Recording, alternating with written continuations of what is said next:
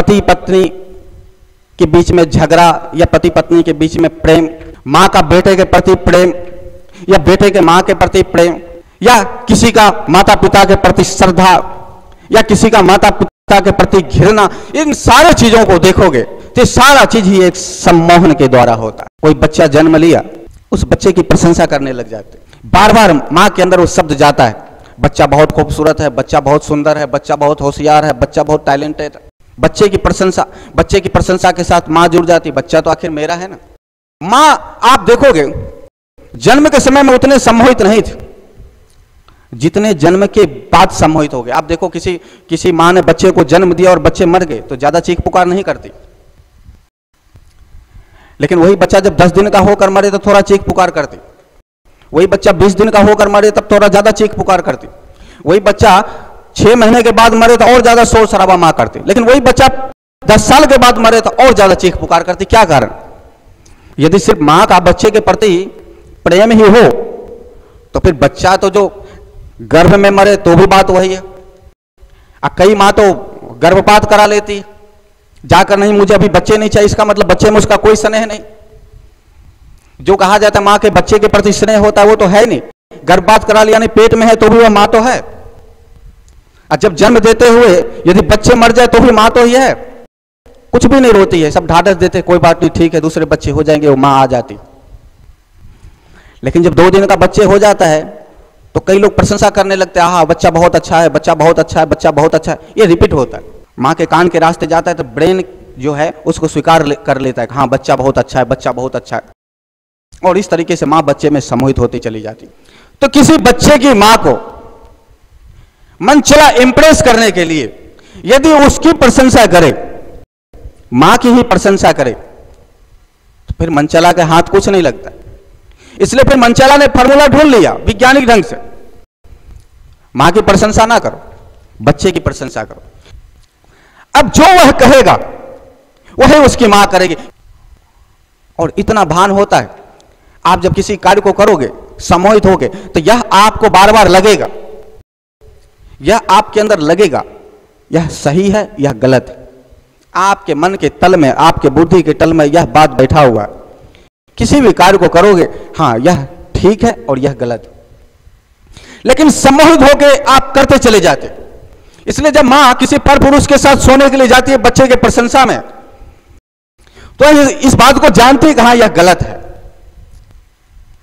लेकिन फिर भी करते। आपको पता है कि अंतिम द्वार परमात्मा का है, तो भी आप संसार में फंसे रहते, सम्मोहित होकर फंसे रहते। आपको यह मालूम है कि भगवान सत्य है, परमात्मा सत्य है, आपको मालूम है मोक्ष है, सत्य है, यह मालूम है आपको, फिर भी किसी कार्य को करते चले जाते। चोर चोरी करता है, उसको मालूम है गलत है, वह चोर भी दूसरे को उपदेश करता है तो उसको मालूम है ये गलत है, क्या सही है क्या गलत है।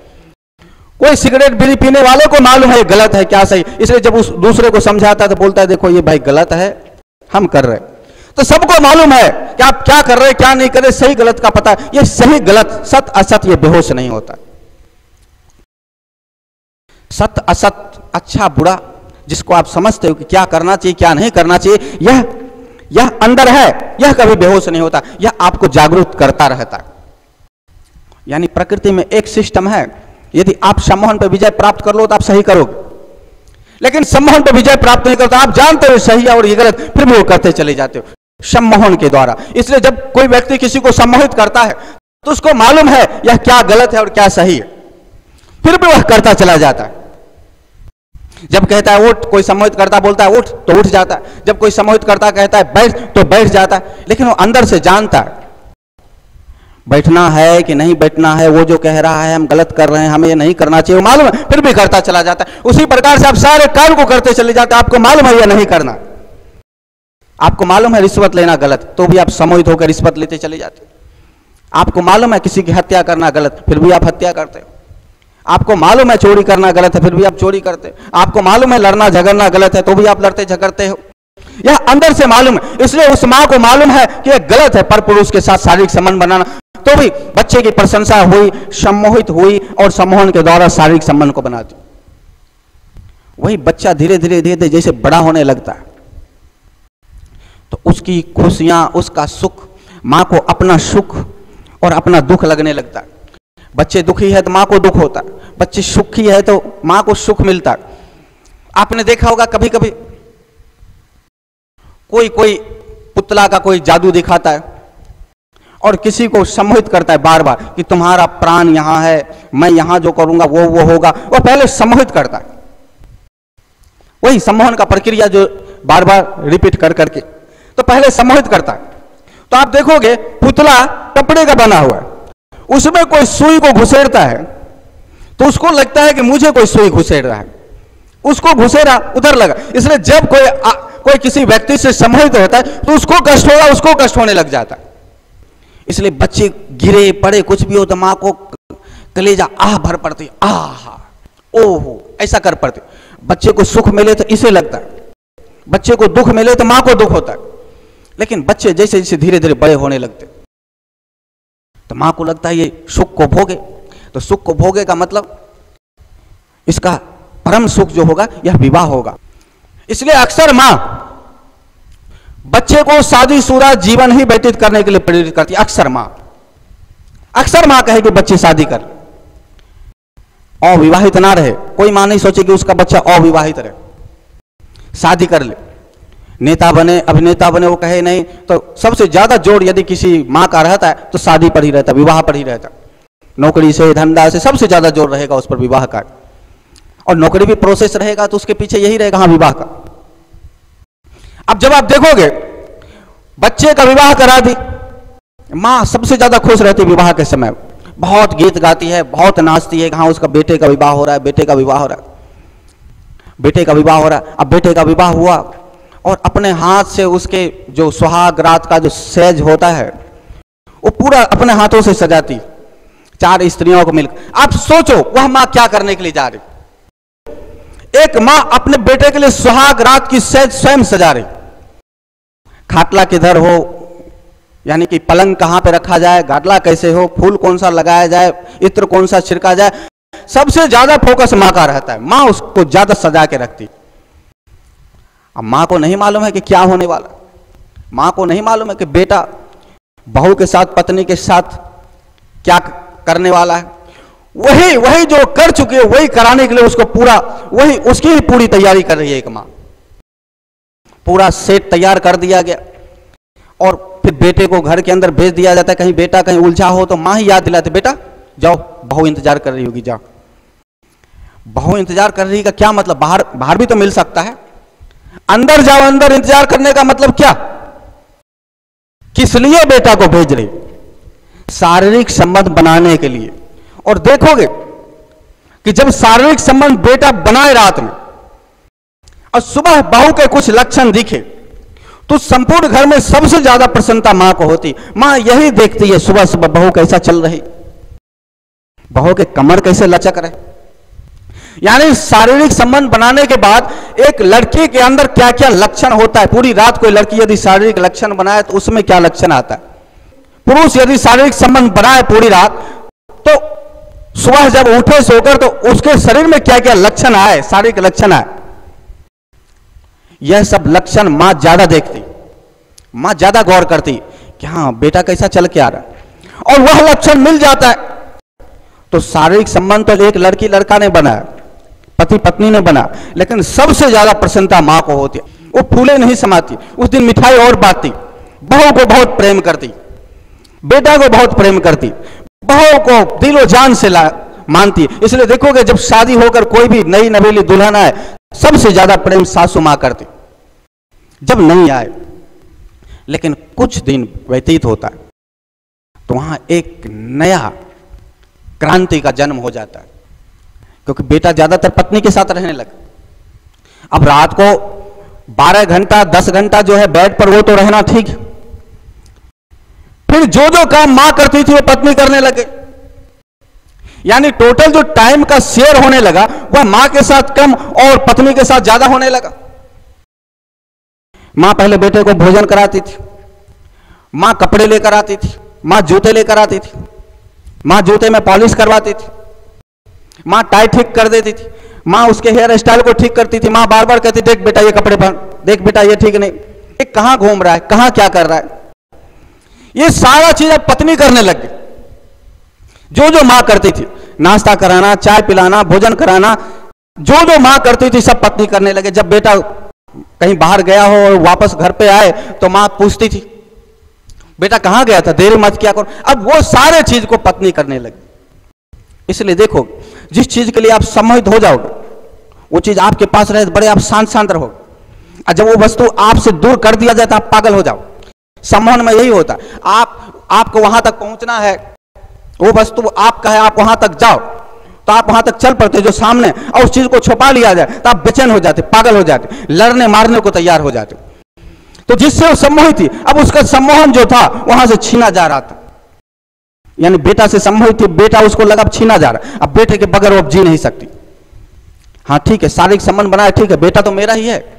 अब वो यह मानने को राजी नहीं है कि नहीं विवाह हो गया, अब मेरा बेटा नहीं रहा, अब उसका पति हो गया। एक मां का जो कर्तव्य है वह पूर्ण हो चुका है, लेकिन नहीं, वो राजी नहीं है मानने को। उसको लगता है कि जो मैं कहूं मेरा बेटा वही करे। पागल हो गई, बेचैन हो गई, विक्षिप्त हो गई, अब दिमाग बराबर काम नहीं कर रहा है, क्योंकि वह वस्तु जिससे सम्मोहित हुआ उसके सामने रहे तो ही शांत रह सकते। अब वो सामने है नहीं, उसका बुद्धि, विवेक, शरीर अब सब खतरे में पड़ गए। अब यहां से सास बहू की झगड़ा चालू हो गया। कई बात को परिवार में शांति के लिए हाँ करता है, कई बात को ना करता है, फिर धीरे धीरे तंग आके घर छोड़ के चला जाता है, पत्नी को लेकर चला जाता है। माँ बाप अलग रहने लगते हैं, पति पत्नी अलग रहने लग जाते। कई बार ऐसा होता है कि तंग आकर माँ बाप को वृद्धाश्रम छोड़ के आते। इसलिए लोग कहते हैं माँ बाप को वृद्धाश्रम क्यों छोड़ के आए। लोग ये भी कहते हैं देखो कैसा बेटा नालायक है, माँ बाप को बताओ छोड़ रखा है, पत्नी के साथ कहीं बड़ी सिटी में रह रहा है। इस बात को जानता है गलत सही का, वो जो कर रहा है उसको भी पता है। वो उससे पूछा जाए माँ बाप के लिए क्या व्यवहार किया जाए, जिसने वृद्धाश्रम में माँ बाप को छोड़कर आया है वह आपसे कभी नहीं कहेगा कि तुम अपने माँ बाप को वृद्धाश्रम में छोड़ के आओ। वह मालूम है यह गलत है, लेकिन करे क्या। घर में टकराव होने लगा, मां समझ नहीं पा रही है अपने बेटे को।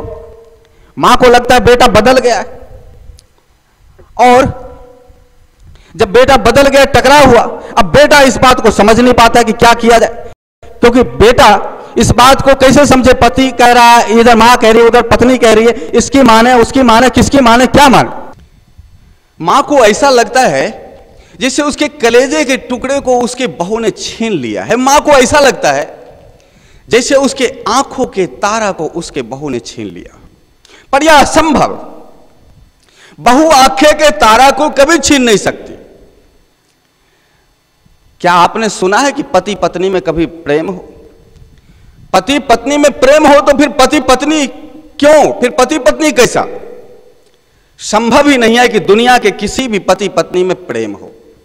पति पत्नी में प्रेम होने का कोई उपाय ही नहीं है। पति पत्नी मतलब एग्रीमेंट, पति पत्नी मतलब एक समझौता, पति पत्नी का मतलब है व्यापार, पति पत्नी का मतलब प्रेम नहीं। पति पत्नी का मतलब है जीना है किसी तरीके से, हम तुम्हारे साथ है, तुम हमारे साथ हो, मिलके किसी तरीके से जी लिया जाए। अब जो इसलिए पति पत्नी के बीच में झगड़ा तो विश्व प्रसिद्ध है। सबसे ज्यादा झगड़ा यदि होता है तो पति पत्नी के बीच में ही होता है। इसलिए कभी आपने सुना है कोई ऐसा कवि पैदा हो गया हो जो अपनी पति की प्रशंसा में शेर और शायरी करता हो?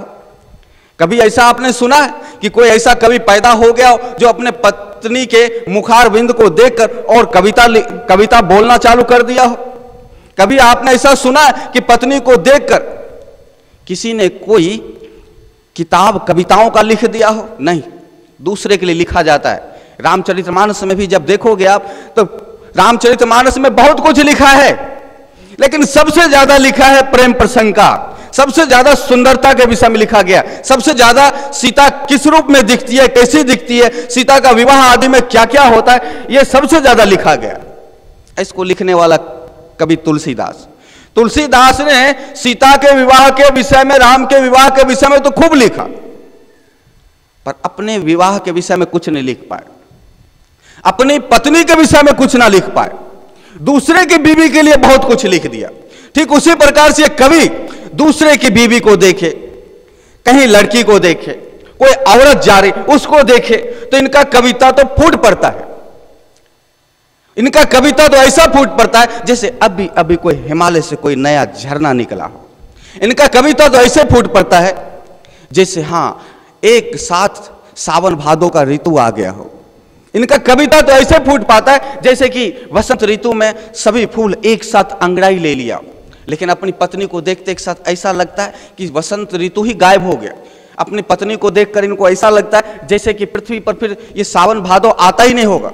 अपनी पत्नी को तो देखकर ऐसा इनको लगता है जैसे पूनम का चांद निकलना ही बंद हो गया। लेकिन दूसरे को जैसे देखे तो कवि तुरंत बोल पड़ता है, आहा, आज तो ऐसा लग रहा है कि एक साथ चार चार पूनम की चांद निकल गया। इसलिए पति पत्नी में तो कभी प्रेम होता ही नहीं। जब पति पत्नी में प्रेम ही नहीं है तो फिर कोई मां से उसके पति को कोई बहू कैसे छीन सकती है? हाँ, सम्मोहन है, टाइम का गैप हो गया है। जो बेटा मां के साथ रहता था सबसे ज्यादा, विवाह के बाद स्वाभाविक रूप से सहज अब परिवार के रजामंदी से विवाह के बाद पत्नी के साथ ज्यादा समय शेयर करने लग गया हो, मां के पास नहीं है। लेकिन जो समय ज्यादा शेयर उधर होने लगा तो जो मां बचपन से जो मोहित थी अपने बच्चे को देख देख कर, वो सब भाग तो अब उधर चला गया। तो जब कोई व्यक्ति किसी से मोहित हो और उससे वो वस्तु दूर हो जाए तो फिर बेचैनी सहज है, फिर बेचैनी बढ़ेगा ही बढ़ेगा।